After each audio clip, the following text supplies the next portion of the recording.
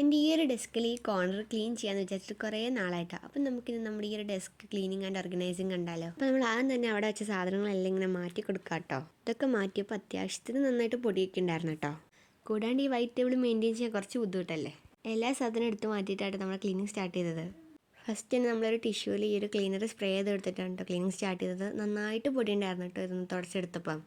എന്നിട്ട് നമ്മൾ ആ ക്ലീനർ ആ ടേബിൾ ടോപ്പിലും കൂടി ഒന്ന് സ്പ്രേ ചെയ്ത് കൊടുത്തിട്ടുണ്ടായിരുന്നു. ശേഷം നമ്മൾ ഈ ഒരു ക്ലീനറും കൊണ്ടൊന്ന് ക്ലീൻ ചെയ്തിട്ടുണ്ടായിരുന്നു കേട്ടോ. അപ്പോഴാണ് കേട്ടോ ആ ഒരു ടേബിൾ ടോപ്പ് ഒന്ന് വൃത്തിയായത്. എന്നിട്ട് നമ്മൾ ആദ്യം എടുത്തു മാറ്റി എല്ലാ സാധനങ്ങളൊന്നും ഓർഗനൈസ് ചെയ്ത് വെക്കുക കേട്ടോ. നേരത്തെ ഇരുന്ന പോലെയാണ് കേട്ടോ നമ്മളിപ്പോഴും വെക്കണത്. ഇതൊക്കെ കാണുമ്പോൾ നല്ല ക്യൂട്ട് ആൻഡ് എസ്തെറ്റിക് ലുക്കാണ് കേട്ടോ തോന്നണേ. പിന്നെ ഇതൊരു വലിയ ക്ലീനിങ് ആൻഡ് ഓർഗനൈസിങ് ഒന്നും അല്ല. ജസ്റ്റ് നമ്മൾ അവിടെ നിന്ന് ക്ലീൻ ചെയ്യുന്നു, പിന്നെ ഒന്ന് ഓർഗനൈസ് ചെയ്തിരിക്കണം, അത്രേ ഉള്ളൂ കേട്ടോ. പിന്നെ നമ്മൾ ഉണ്ടാക്കിയ സാധനങ്ങളൊക്കെ അങ്ങനെ അവിടെ വെച്ച് കൊടുത്തിട്ടുണ്ട് കേട്ടോ. പിന്നെ ഏറ്റവും അവസാനം ഞാൻ എക്സ്ട്രാ ഒരു ഐറ്റം കൂടി ഇതിൻ്റെ അകത്ത് വെക്കുന്നുണ്ട് കേട്ടോ. ഇത് ക്യൂട്ടായിട്ടുള്ളൊരു ഫ്ലവർ പോട്ടാണ് കേട്ടോ. എന്നിട്ട് അവസാനം ഈ ഒരു പെർഫ്യൂമും കൂടി അടിച്ചു കൊടുത്തിട്ടുണ്ട് കേട്ടോ. അപ്പം നമ്മുടെ ക്ലീനിങ് ആൻഡ് ഓർഗനൈസിങ് കഴിഞ്ഞിട്ടുണ്ട്. അപ്പോൾ വീഡിയോ ഇഷ്ടപ്പെടുകയാണെങ്കിൽ ലൈക്ക് ചെയ്യണം. അപ്പോൾ ബൈ.